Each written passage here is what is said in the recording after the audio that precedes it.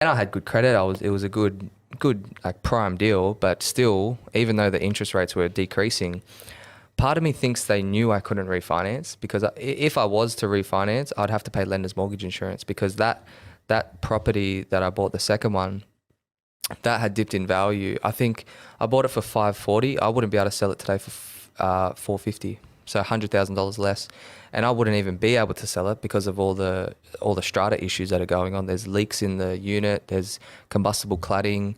Like it was an absolute nightmare. So we didn't know at the time. I didn't know at the time, but if I had engaged with the buyer's agent, I probably wouldn't have bought a unit. Yeah, definitely. And that's a great point. And look, it's a massive learning curve for you. So as soon as you get rid of that property, you're going to be wiser. You're going to be smarter. Yeah. So it's a massive learning curve.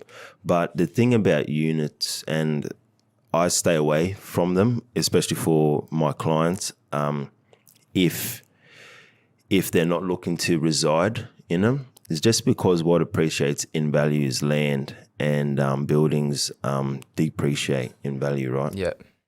But then again, you do have units in good areas that do perform well, but you really need to know what you're doing and what kind of metrics to look at. Yeah. Generally speaking, though, my strategy is just buy a house in a nice area.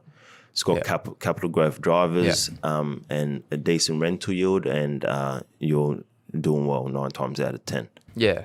I have no regrets, because I think those experiences have molded me to be who I am today. And you think it's just $100,000 loss, but it's not. It's a lot more than that. Like it's $100,000 learning.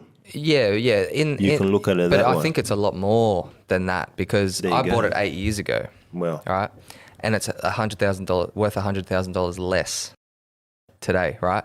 If I had spent the same money and bought a house in Brisbane, right, I would have almost doubled my money in that 8 years. 100%. Okay, so and that $100K loss is now $400,000, $500,000 loss, and that's just because I didn't have the knowledge, I didn't have the people guiding me, and I made a lot of mistakes.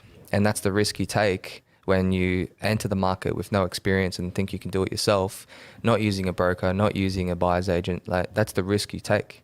If you have no idea, you don't have the time to do the research, or, it's hard to find the right people to listen to, because there's a lot of people out there that are just trying to make money. They're not really trying to help people. Exactly. So, the $100,000 loss as of today is actually, but like a lot more if you look at the potential loss, the opportunity cost, man. It's massive.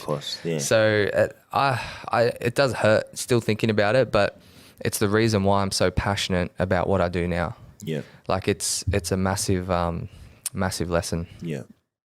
Yeah. Yeah. No, that's awesome, man. And thanks for sharing that, because a lot of people just don't know, and they think like buying property is just getting a beer out of a fridge nearly. Like you just rock up to Woolworths and I'll just take that one.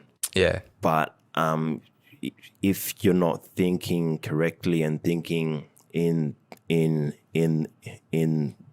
the whole context of the larger scheme of things, you can get blindsided. Yeah. And like as you said, $500,000 loss. Yeah. Comparing like the current state of the market right now. Yeah. So it is massive, and Yeah, and I think another big one is, people always say to me, because there is a cost of using a buyer's agent, right? There is a fee that you charge for using a buyer's agent for someone to represent you to buy a property, right? Just like when you're selling your property, you would use a real estate agent. They'd take a 2% fee on the sale price, and that's the fee that you pay for them to get you the best price.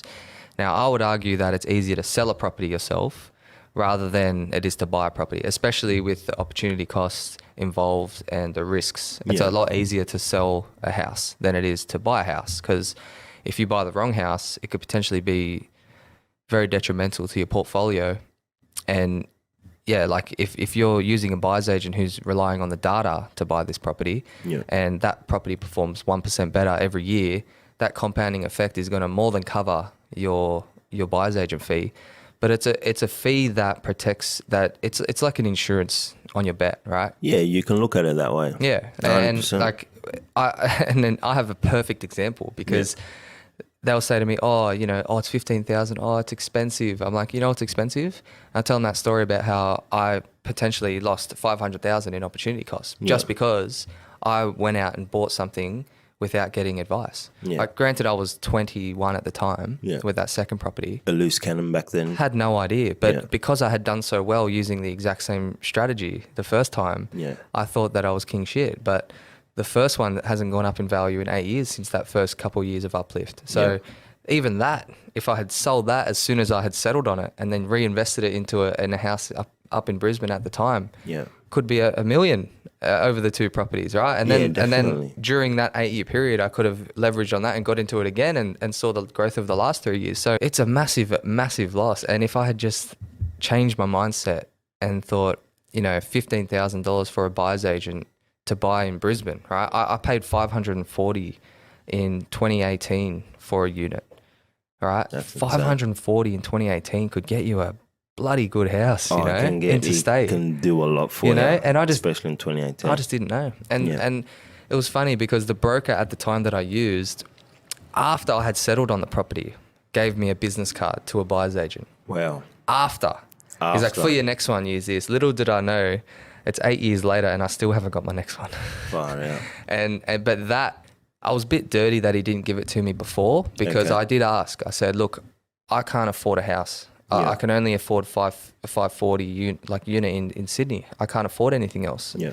Because he said, you try and get a house. I was like, okay, good. But I was looking around, I couldn't do it. I didn't know what a buyer's agent was. I didn't know how easy it was to buy interstate using their services. And he could have slid that card across the table there and there. Yeah. And the rest will be history. I think he was afraid of losing the client as well.